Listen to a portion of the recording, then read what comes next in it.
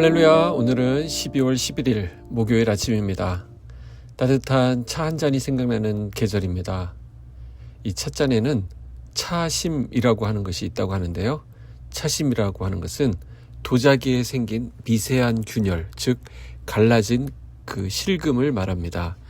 가마에서 막 꺼낸 찻잔은 말끔하고 단단해 보이지만 계속 쓰다 보면 어느새 잔잔한 금이 생기게 되는데요. 그 사이로 차가 스며들면서 그 흔적은 점점 더 또렷해집니다.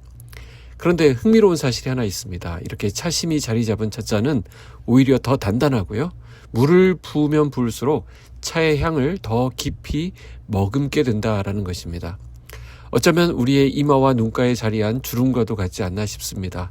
찻잔의 미세한 금 사이로 찻물이 스며들면서 향이 더 깊어지듯 우리의 주름과 주름 사이에도 살아온 시간과 견뎌온 순간들이 조용히 아름다움으로 스며들기를 바랍니다. 시간이 남긴 흔적을 흠으로 여기지 않고 삶의 깊이로 받아들여 보게 되는 올해의 12월입니다. 주님의 온기가 가득한 오늘 하루 되시기를 축복합니다.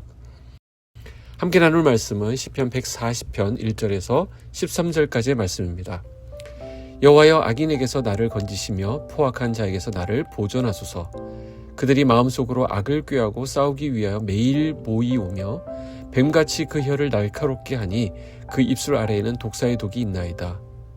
여호와여, 나를 지키사 악인의 손에 빠지지 않게 하시며 나를 보존하사 포악한 자에게서 벗어나게 하소서. 그들은 나의 걸음을 밀치려 하나이다. 교만한 자가 나를 해하려고 올무와 줄을 놓으며 길 곁에 그물을 치며 함정을 두었나이다. 내가 여호와께 말하기를 주는 나의 하나님이시니 여호와의 나의 간구하는 소리에 귀를 기울이소서 하였나이다. 내 구원의 능력이신 주 여호와여, 전쟁의 날에 주께서 내 머리를 가려 주셨나이다. 여호와여, 악인의 소원을 허락하지 마시며 그의 악한 꾀를 이루지 못하게 하소서. 그들이 스스로 높일까 하나이다. 나를 애워싸는 자들이 그들의 머리를 들 때에 그들의 입술의 재난이 그들을 덮게 하소서. 뜨거운 숯불이 그들 위에 떨어지게 하시며 불 가운데와 깊은 웅덩이에 그들로 하여금 빠져 다시 일어나지 못하게 하소서. 악담하는 자는 세상에서 굳게 서지 못하며 포악한 자는 재앙이 따라서 패망하게 하리이다. 내가 알거니와 여호와는 고난당하는 자를 변호해 주시며 궁핍한 자에게 정의를 베푸시리이다. 진실로 의인들이 주의 이름에 감사하며 정직한 자들이 주의 앞에서 살리이다. 아멘. 시편 140편의 표제어 역시 다윗의 시 인도자를 따라 부르는 노래입니다. 시인은 다윗이라고 알려져 있지만 이 시가 언제 어떤 사건을 배경으로 기록되었는지는 분명하지 않습니다. 그러나 한 가지 분명한 것이 있는데요. 다윗은 지금 어려운 상황 가운데 있다라는 것입니다. 상황이 좋지 않습니다. 악인의 계획적인 공격과 치밀한 모략 앞에서 사면 초가의 궁지에 몰려 있습니다. 그런 점에서 이 시편은 불의한 현실 속에서 정의로우신 하나님을 끝까지 붙드는 신앙인의 탄원이라고 할 수 있습니다. 다윗은 가장 먼저 하나님께 이렇게 부르짖습니다. 1절에 여호와여, 악인에게서 나를 건지시며 포악한 자에게서 나를 보존하소서. 다윗이 하나님께 매달릴 수밖에 없는 이유는 자신이 악을 행했기 때문이 아니라 이 원수들이 악한 의도를 가지고 그를 공격하고 있기 때문이었습니다. 본문은 원수들의 공격을 세 가지로 묘사합니다. 첫째, 그 동기부터가 악합니다. 2절 상반절에 오시면 그들이 마음속으로 악을 꾀하고 그랬습니다. 이들의 행동은 우발적인 분노가 아니라 마음 깊은 곳에서 시작된 악이라는 것이죠. 둘째, 그 공격이 집요하고 지속적입니다. 2절 하반절에 싸우기 위하여 매일 모이며 이들은 쉬지 않고 몰아치는 공격을 포부어댑니다. 자, 이런 공격을 받으면 마음이 얼마나 힘들었겠습니까? 셋째, 그 말이 칼이 되고 독이 된다라고 말합니다. 뱀같이 그 혀를 날카롭게 하며 독사의 독이 있다라고 이야기합니다. 이 말들은 날카롭기만 한 것이 아니라 상처를 남기고 마음을 병들게 하는 독을 품고 있었습니다. 뿐만 아니라 그 길에는 올무와 줄 그리고 그물과 함정이 깔려 있었습니다. 공격도 위협적이지만 이 보이지 않는 함정 때문에 더 두려운 것이죠. 그래서 다윗은 이렇게 기도합니다. 4절에 여호와여, 나를 지키사 악인의 손에 빠지지 않게 하시며 나를 보존하사 포악한 자에게서 벗어나게 하소서. 그들은 나의 걸음을 밀치려 하나이다. 다윗의 기도는 막연한 소망이 아닙니다. 그는 이미 하나님을 경험한 사람이었거든요. 그래서 6절부터 8절 사이에 보시면 주는 나의 하나님이시니 이 전쟁의 날에 주께서 내 머리를 가려주셨나이다. 다윗은 과거 전쟁터에서 자신의 생명이 위태로울 때 하나님이 구원의 투구가 되어주셨던 경험을 기억합니다. 이 경험이 너무 생생한 거예요. 그렇기 때문에 다윗은 지금의 이 상황도 하나님께서 반드시 막아주실 것을 믿는 것입니다. 자신의 경험에서 나온 생생한 고백입니다. 특히 다윗은 이렇게 기도합니다.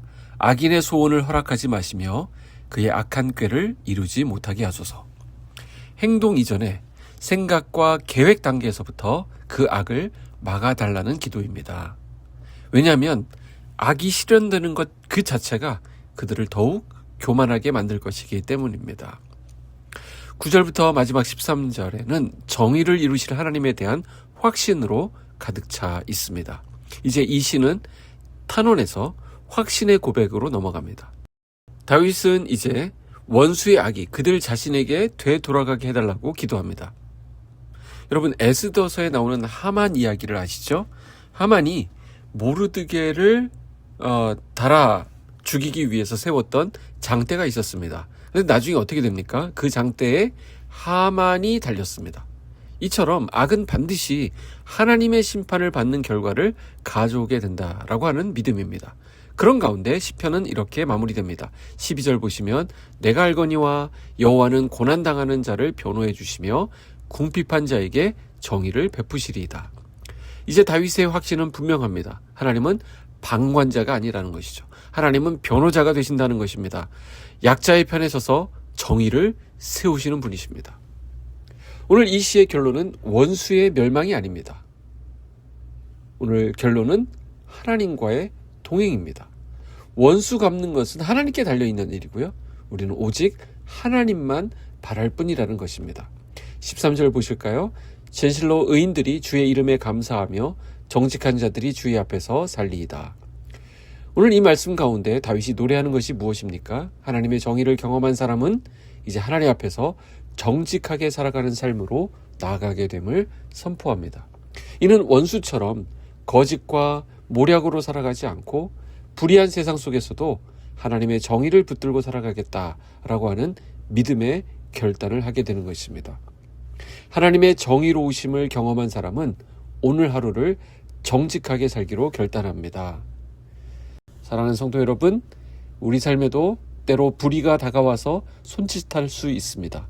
그러나 정의로우신 하나님을 믿는 사람은 그 자리에서 무너지지 않습니다. 타협하지 않습니다.